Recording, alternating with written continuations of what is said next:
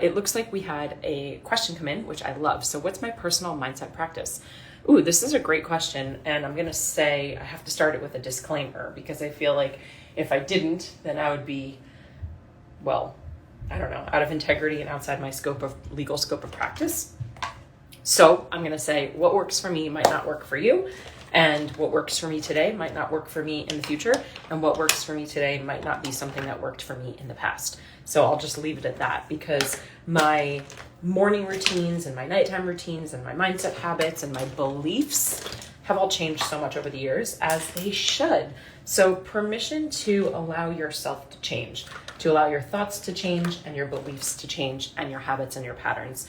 So a belief is a thought that we think over and over and over and over. People think, and I'm going to answer a question, I promise, but y'all know, like, you're going to get the whole story when you come to a Jess Glazer DeRose show. So people often think that we can change our thoughts by using affirmations, right? Putting Post-it notes up, I am, journaling our way there, making vision boards and Pinteresting our way there. And I always say that you can't Pinterest your way to a perfect life. You can't Pinterest your way to your dream life. I'm not saying don't do vision boards. I love a vision board, but I actually don't, because I do action boards, which are very different than vision boards.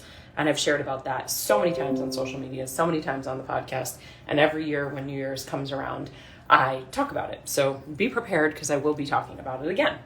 Now, like I said, my habits, my beliefs, everything like that has changed so much over the years, because I believe that we are always evolving and growing. And as we evolve and grow, sometimes our habits do, and our friend circle does, and our triggers change, and what is working and what is not. So what I do today looks different than what I used to do a while ago. And what I'm currently doing for my mindset is a couple different things. So number one, I focus heavily on me, on being present, right? On slowing down, on pausing, on taking time to think, like taking a thinkcation, literally taking a vacation to just think, not to be productive, not to rejuvenate or recharge, maybe not to be around other people. For me, I don't hear myself well in the busy. So when I'm busy, when we're in a big city, when we're rushing from event to event, I don't really hear myself well. And I talk about it all the time, because I've been practicing meditation now for almost a decade daily. Of course, I go through seasons where maybe it's a week or two that I don't, or something like that, but I've been practicing meditation for a decade. And when we left New York City in 2020, which we used to live in Manhattan in a high rise, 31 floors up, it was incredible, floor to ceiling windows, it was a freaking dream. When we left New York City, remind you, I am meditating every single day. Am I coming in and out? I'm really sorry. I'm going to try my best here. Hopefully it'll work, but I'm going to keep on keeping on. When we left New York City, we bought an RV. We bought a 40-foot motorhome, and we traveled the country for 14 months, totally unplanned. We were just kind of going with it, and we traveled through 27 different states. And in that time traveling, of course, we were in places like Idaho and the middle of Arkansas and Montana and Washington State and all these different places that were very different than New York City. And what I quickly realized when we got into the RV was that despite the fact that I had been meditating for 7 years, I felt like it was the first time that I could actually hear my own thoughts. And it was in the stillness and the quiet, and it was in nature, and it was being away from just the sheer energy, the noise pollution, the light pollution. And I am obsessed with New York City. Everybody knows that. I love New York City. And it wasn't until I stepped away, similar to what happens with the business. Like, we can't come up with good ideas sitting behind a computer with the cursor blinking. We can't write a term paper with the cursor blinking at our face. But yet we go take a shower or we go for a walk outside, and all of a sudden the ideas and the downloads start coming. So it's when we remove ourselves from ourselves and we remove ourselves from our daily habits that sometimes the best ideas come. And so for me, it was when I removed myself from myself and my environment, because we can't rely on our environment. If we want to make a change, we have to change our environment, right? And so when I removed myself from that, it was like, wow, I could hear myself for the first time, despite the fact that I had been practicing meditation for almost a decade at the time, which is pretty crazy. So with all of that, what I'm going to say is I have a toolbox. And over the years, I started really getting into personal development. I'm so fortunate. My parents are here at my brother's house right now. The 6 of us are hanging out for the week. I'm so fortunate. I grew up with my mom playing subliminal message tapes when I went to bed at night when I was a kid. And she gifted me Chicken Soup for the Teenage Soul when I was just a teenager, like 12 years old. She would read to me Jack Canfield and The Secret. And so all of that was presented to me at a very young age. The idea of law of attraction and manifestation and doing the work. And then I fortunately struggled with an eating disorder for about 8 years. And when I went into an outpatient therapy program back in 2004, I went into outpatient therapy, which I checked myself into. Not because I was brave, not because I was like so courageous. It was because I couldn't do what I had been doing anymore. I couldn't keep living the way that I was living. I had basically hit rock bottom with my eating disorder, and I just couldn't do it anymore. So I begged and pleaded for help, and I checked myself into an outpatient therapy program. And in that program, I really dove in to the different layers of our subconscious and our beliefs and changing and habits and thoughts and patterns and all of this stuff. I say all of that to say that I have been doing this work and sort of practicing and collecting tools in my toolbox for 20 years. More than that, if you can count what I, was so fortunate to grow up with. Even being a high-level elite competitive gymnast, we grew up going to child psychologists and learning the practice of visualization. So this stuff for me has been embedded in my entire 39 years, and I'm so grateful. So when I look at it like I have a toolbox. And inside of my toolbox, I've got a screwdriver and I've got a hammer and I've got all of these different tools that do different things, right? And you use them for different reasons. Now here's the funny thing with tools. You can use a screwdriver to unscrew a screw, right? But you can also use the other side of a screwdriver if you needed to bang something in. You can use a hammer to remove a nail or to bang in a nail, right? But you also technically could use a hammer as a weight if you needed it to be a weight. You could use it as a weapon if you bang somebody over the head with it. You could use it as so many different things. So we have these tools that could be used as tools or weapons, kind of like social media, right? Which is why we have to be so mindful of how we're using it. Are we using it like a tool, or are we using it like a weapon? Are we allowing ourselves to get into sabotage and comparison? Are we allowing ourselves to try to numb out, which we both know that's not actually what happens when you're scrolling for inspiration. We're just like numbing out. So with all of my tools, I collect them, I learn them, I practice them, and I remember that hopefully one day when I go to have to bang a nail in, maybe I'll remember that the hammer is the tool that I should use. The hammer is the tool that's going to work best. Now I could use a screwdriver, but the hammer is the thing that was created for that act.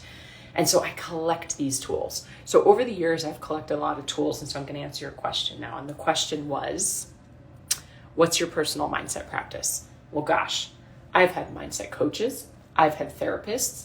I've gone through programs. I use apps like To Be Magnetic, which I'm not an affiliate for them. It's just a really cool app where you get to work on inner child stuff and trauma and journaling and limiting beliefs. I've done subconscious reprogramming.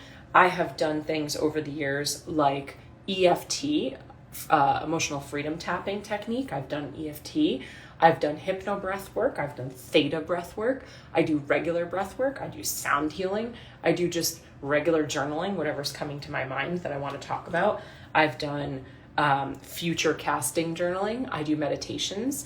Now, I told you I've been meditating for about 10 years at this point.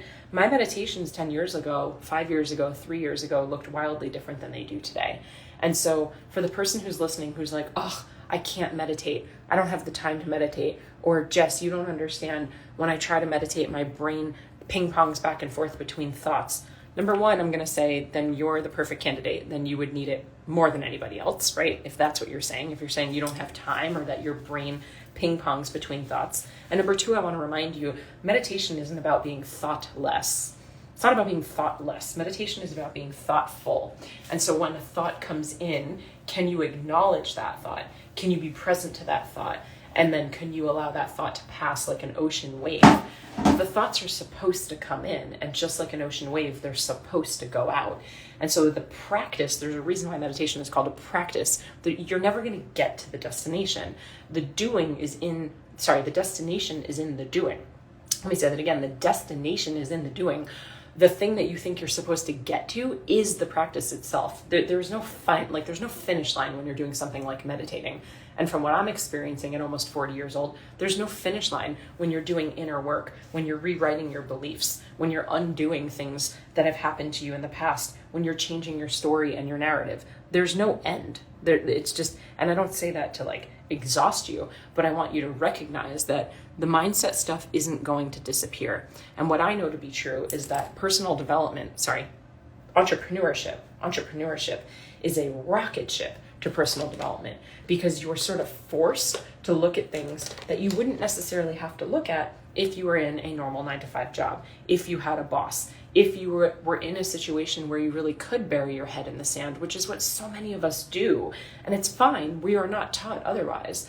This is one of the issues I have with the school system. I was a teacher for 8 years, and I have an issue with the school system, the public school system, because we're not taught these things. And I know we can all agree, like, we're not taught about how to take out a credit card and how to get a mortgage and all this stuff, how to balance a checkbook. But we're also not taught how to self-regulate, how to regulate our nervous system, how to deal with our emotions, how to communicate properly with other people. We're not taught how to navigate blame and shame and guilt and all these feelings. And so my mindset tools currently that I'm using right now today, I've been meditating, like I said, for a long time. It started with a couple deep breaths in yoga classes, and then it transitioned to, 8 years ago, using the Headspace app. And the Headspace app was sort of my gateway to get me into meditation. And it started with literally 5-minute meditations, and I used to struggle with them until I got to 15-minute meditations. And I was doing them for years. And then I got really into Gabby Bernstein and Tony Robbins. And I was doing Tony Robbins priming meditations and Gabby Bernstein meditations. And I worked my way up to like 30 minutes and 35 minutes. And then about 5 years ago, I was introduced for the second time to Dr. Joe Dispenza, because the first time was about a decade ago, and I wasn't ready to receive. When the student is ready, the teacher appears. And so my sister-in-law, where I am right now, she handed me a Dr. Joe Dispenza book about a decade ago, and I wasn't ready to read it. I didn't feel like it. I wasn't into it. I didn't think I needed it. Whatever it was, I didn't touch it. But about 6 years ago, his name kept popping up again, and someone told me I should read his book. And when I saw the cover of it, I remembered that I already had the book, and it was gifted to me 4 or 5 years earlier. So about 5-6 years ago, I got very heavily into the work of Dr. Joe Dispenza, which is neuroplasticity. It's rewiring the brain. It's the subconscious mind. It's that our thoughts and our beliefs have so much power, and that we can create our own reality, and we can rewrite our stories, and it's all based in science. And I love that. I'm a science major. I'm such a science geek. And so I got really heavily into his work. And about 3 years ago, I started doing daily Dr. Joe Dispenza meditations. And I went from my 30-minute meditations up to an hour and 15-minute meditations every single day. And then this past April, after years of trying to get into one of his advanced retreats, I went to his advanced retreat with my husband, my brother, my sister-in-law, and we were there for a week, actually, eight days, completely unplugged, and we were in his advanced retreat. And without spoiling it, because you really don't talk about it, first rule of Fight Club is you just don't talk about Fight Club. So nobody really ever talks about these retreats, but I'll leave you with this. An hour and a half meditation for me now is like nothing. And I'm not saying that I have to do that every day. Sometimes it's a couple deep breaths. Sometimes it's just being present when I'm in the moment. So here's something that you can take with you today. And I'm going to continue talking about the question that you asked. Whether you're meditating or journaling or not, it doesn't matter. But something that you can do to practice your own mindset is first practice being present, because that's really the struggle for most of us. And so here's something that you can practice. We are 90% made up of water. And we don't really thank the water ever. We're not present to the fact that we're so much water. And so something easy that you can do is anytime you use water, drink water, touch water, shower, flush the toilet, wash your hands, brush your teeth, drink a coffee made with water, I want you to stop and be present for a moment. And whether you stop and say thank you to the water, you stop and tell yourself something you're proud of yourself, you stop and tell yourself something that you love about yourself, you stop and you find someone or something that you can be grateful for in that split second, I guarantee you're going to start flexing that muscle, because being present and meditation, these are muscles, right? Having that awareness, and awareness is key, having that awareness of self, having that awareness of your emotional intelligence, having that awareness of what's going on inside of you rather than outside of you, that's going to be everything. And so when we talk about what are your mindset practices, the most important practice for your mindset is getting present. And so can you do that with me today? And I'm not saying that you're not good, but I'm saying you're going to forget and you're going to mess up. I can't tell you how many times I've talked about this, for example, with clients. We were just talking about this on a coaching call recently, and I told them, I prompted them and said, every single day moving forward, starting especially today when it's fresh in your mind, when you drink water, touch water, use something made with water, take a shower, flush the toilet, wash your hands, whatever, I want you to be present for a moment and say thank you, or be present and have a gratitude. And the funny thing was, hold please. The funny thing was, we were on a coaching call, and as I was saying it, and they all committed in the chat box of Zoom, one of the gals picked up her coffee mug and she took a sip.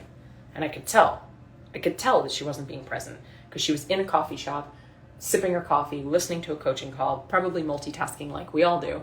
And so I lovingly called her out in the chat box. I said, were you just present? Did you just say thank you to the water? Did you just use a gratitude? And admittedly, she was so mortified and embarrassed, she didn't. And it was seconds. It was seconds after I told them all to do this. It is really difficult for us to be present. It is harder now than it has ever been. And so my mindset practices are so many different things. It's being present when I do things like the water. It's every night at dinner, Mike and I go through our gratitudes. When we walk the dog 2 or 3 times a day, every single day, we talk about who and what are we grateful for? What are we aspiring to? What are some of our goals? What's our crazy, stupid idea? How can we connect back together? I meditate pretty much daily, and sometimes it's 5 minutes and sometimes it's an hour and a half. This morning it was 50. I journal, not every day, but I journal a lot. Sometimes I use a prompt, sometimes I don't. I use apps like To Be Magnetic. I go through seasons where I'm really loving it and I'm using it all the time, and then I don't log in and Mike's like, hey, do you still use this? We're still paying for it. I have coaches myself. I have a coach myself. I've never not had a coach since I started with a coach in 2012. So 11 years of having a coach. And sometimes I lean on them more than others, just like my clients lean on me sometimes more than others. I know my triggers. I know when I'm going to need assistance. I put myself in rooms proactively instead of reactively, just like we build the business proactively instead of reactively. So I know, for example, when I'm going into a launch, I need to I want and I get to turn up my health and wellness a notch. I have things, as crazy as this might be, I pay for monthly memberships for things like massages. So I get a massage once a month. That way I also know that when I'm going into a launch, I'm not going to spiral where back in the day I maybe used to burn out, or it was hard, or it felt exhausting or whatever. Now I'm proactive and my team knows that as well. So before we go into a launch, every single one of us, have we scheduled float tanks and meditations and cold therapy and infrared saunas? Get that scheduled ahead of time. Did we take a day off when the launch is going to end? Ahead of time. Clear the schedule ahead of time, right? We do little fun things during launches too, where we'll pick avatars. Each of us want to like live into an avatar that we create, or it could be a superhero or something. And we send each other little gifts. And if one of us is not living into that avatar, we'll remind each other of that. Mike and I will send the girls on our team different gift certificates for yoga classes and things that they love. One of the girls on our team loves going to a kava bar, like it's like a root and they make it into a tea. She loves going there. So we'll buy our gift cards for things like that to remind them to take care of themselves. Having a therapist, making appointments. Last year, on Sunday, it'll be 1 year that we navigated an ectopic pregnancy, which was the loss of our baby, as well as the loss of my right fallopian tube. And the morning after it happened, I reached out to somebody that I know that is a therapist, and I said, hey, do you have any recommendations for therapists that I can talk to? Because I know I want to take a proactive approach. I know that I could easily spiral or start blaming myself, or I don't want to go down the road of, I need help navigating the grief and the loss and all of these different things. And so we are constantly implementing things in. When someone asks me the question of like, what do I do for my mindset? Oh my God, what do I not do for my mindset, right? Also, the power of getting in rooms when you're hiring a mentor or you're joining a course or something. It's not just about having the help from the mentor. It's about being surrounded by like-minded people. And I share this example all the time. When I first got into entrepreneurship and back in 2014 had joined a business mastermind, I got kickback from some people, pushback from people. Oh, you pay for your friends. I do, because I need to pay in rooms I need to pay to get in rooms of like-minded people, because the fact of the matter is, when I was a kid, I'm so grateful. My parents are wonderful. They supported me as a child, and they were my advocate, and they put me into gymnastics and dance, and they put me into things that they thought I would be interested in. They signed me up for camp and art classes. And the reason that we do that as parents is because we want to connect our kids to other kids that are interested in the same things. We want to foster their interests, and we want to make sure they're surrounded by like-minded kids and like-minded people so that they can have those conversations and nurture those skills. And then we become adults, and we no longer have someone advocating for us. So just like my parents put me into gymnastics, I put myself into business rooms now. I put myself into camps. I put myself into workshops and into courses so that I can network and so that I can connect with other people doing similar things. Because as adults, we oftentimes don't have advocates doing that for us. So there's no shame in that. And that's part of my mindset practice as well. It's how can I get into more rooms and go to events and connect with people and have conversations with people that are not only going to expand me, but are who are going to get it, who are going to support me. Because I know if you're anything like me, I have felt very alone on this journey of entrepreneurship more times than I'd like to admit. It's a very common thing, especially working from home. I was working from home full-time years before the pandemic. And then during pandemic, so many people got the experience of what it's like to work from home. And a lot of people hate it. And a lot of people really miss going into the office. I even do. As much as I love working from home and there's so much freedom in it, I've been doing it for so many years, seven years. There are so many days where I'm like, man, I haven't seen another human today outside of a computer. Or if I don't have coaching calls or I don't have meetings, I don't see a human at all. And it's like, I love my dog, but come on, you know what I mean? Or maybe you're staying at home, working from home, and you're a parent and you're not seeing other adults. You're just navigating being at home with your kids all day. Love our kids, but we need that adult human-to-human interaction. So the mindset stuff is so deep. There's so many practices. And I'm not going to sit here and tell you that go download my PDF because this is the one perfect journal prompt that's going to get you to where you want to go. It is a practice, and your mindset is a muscle, and it needs to be worked daily. And if you don't work it, it atrophies. And for you, working it, you might be in a season where you're learning how to play piano, and that's working your mindset. You might be in a season where you're getting yourself a mentor and you're joining courses and listening to podcasts, and that's helping your mindset. You might be in a season where you're adding tools in like breath work and cold plunges and saunas and meditation and journaling and inner trauma and past life regressions, all of that, right? There's so many different things that you can do. So what I would say to everybody, and I'm going to actually wrap it on this one today, what I would say to everybody is don't look for a solution that's going to be like a one-time thing or a quick fix. There's not one pill that you can take that's going to shift your mindset. There's not one pill you can take that's going to build your business and you're going to have freedom for the rest of your life. There's not one pill you can take to lose all the weight, because listen to me, after being a trainer for 18 years, I don't care if your aunt's friend's dog's sister's aunt's friend's neighbor, Sally, is taking a pill like Ozempic and it's working for her. When it sounds like it's too good to be true, it probably is. And so we want to be very mindful that we're not looking for quick fix solutions when it comes to our mindset. It's never going away. It's something you live with it forever. It's inside of you.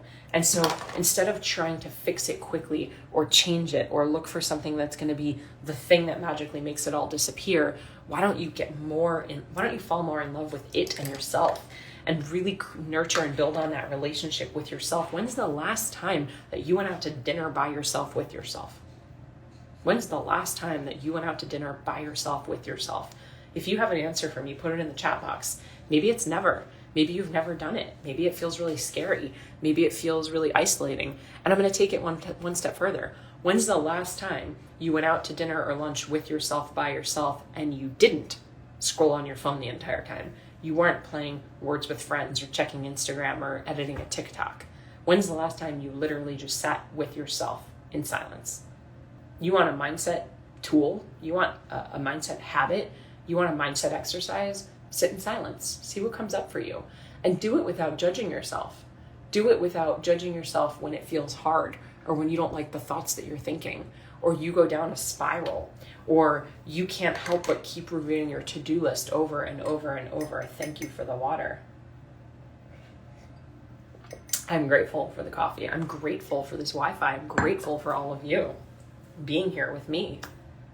I do not have a library of these Full transparency, these stay on my Instagram for about 3 or 4 days, and then I remove them. We do repurpose some of these over to our podcast when we feel that an episode is really juicy. This question today I feel is really juicy. This will definitely be up on the podcast. Remember, the destination is in the doing. It's an everyday practice. It's what are you doing to be present? How are you finding gratitude? You can do the 2-minute breath work, the 15-minute meditation. You can go sit on a mountaintop for a week at a silent retreat. It doesn't really matter. It's collecting tools in your toolbox. It's being open to trying new things. It's reading books. It's having conversations. It's allowing your mind to expand in new ways. That's the work. That's the mindset stuff that I'm doing. Sometimes it's a coach or a mentor. Sometimes it's a course. Sometimes it's a really good cry, because crying is like poop. And if you don't let it out, it's toxic. Let it out. Let it out. Sometimes it's a difficult conversation. If you've ever had to experience a difficult conversation with a loved one, or maybe you're a business owner and you've had to fire somebody on your team, when you go through those difficult conversations, you grow through them. And every time you do that, every time you have a hard conversation, every time you admit that you're wrong, you ask for help, you say that you don't like the way that something or someone is making you feel, you're growing your mindset. You're flexing that muscle. It is a muscle, and you have to practice it every single day. You have to do those mindset curls, those bicep curls. And when you stop doing them, the muscle starts to atrophy. But it doesn't mean that you should quit. Just because you missed a week at the gym does not mean you should just quit and give up and throw in the towel. Just because you missed a meditation, just because you forgot one of your mindset tools, just because you've been in a season where you felt like you thought you had to do everything by yourself, doesn't mean you can't go back.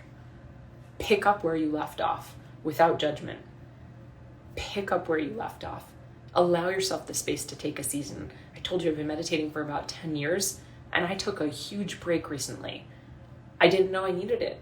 I just all of a sudden felt like I was checking boxes on my to-do list, and it wasn't effective anymore, and it was stressing me out more than anything. And after the Dr. Joe Dispenza retreat, which is very intense, I needed a minute. I needed a minute. I needed to allow everything that I did with him and learned with him and had been practicing for years with him. I just needed it to sort of settle inside of me. And I allowed myself to do that without a timeline, without telling myself, okay, you can take 3 days off and you have to get back to it. Or you haven't meditated in 5 days. Now you're bad, or you're wrong, or you're not loved, or you're not worthy. I just did it with a detachment. And I allowed it to come back into my life naturally, right? So what do I do for mindset? Everything and anything in between. Here, right now, as my hair is air drying and looking real cute, and I'm on my lives with you every single morning, and I'm just jibber jabbering, and there are 40 people on some mornings and 5 people on other mornings, and people drop off. I'm not paying attention to the number of people. I'm not judging myself. This is a practice of mindset right now. I'm not saying, oh, I should have anything. I should have more people. I shouldn't keep doing these because there aren't a lot of people here. Because if any one of you that has been on for any one moment, or who listens to this in the future, gets one thing out of today, then I did my job. Me getting on here and practicing going live is mindset. Fumbling over my words is mindset. Thinking on the fly, coming up with analogies, having people ask me questions about myself and my business and yourself and your business. This is a practice of mindset. Why? How? Because it's an action. Because action breeds confidence, and action gives you the results. Everybody has information. We don't need more information. If we needed information to get results, then everybody would be fit. Nobody would be unhappy. Nobody would be divorcing. The information is everywhere. We can Google it. We can YouTube it. We can find a book. We can find a podcast. We need implementation. We need action. So the sheer act of me getting on is a practice. I'm flexing this muscle of getting better at speaking and getting more confident being on camera and getting better at being on the fly. Showing you that I'm a human, like all of these actions. This is the practice of mindset. It's being present to the things that I'm doing. It's not worrying about what's ahead of me. It's not regretting what is behind me. It's here. It's right here. It's being in the present. We've all heard the meme. We've seen it before. When you're worrying, you're in the future. When you're ruminating, you're in the past.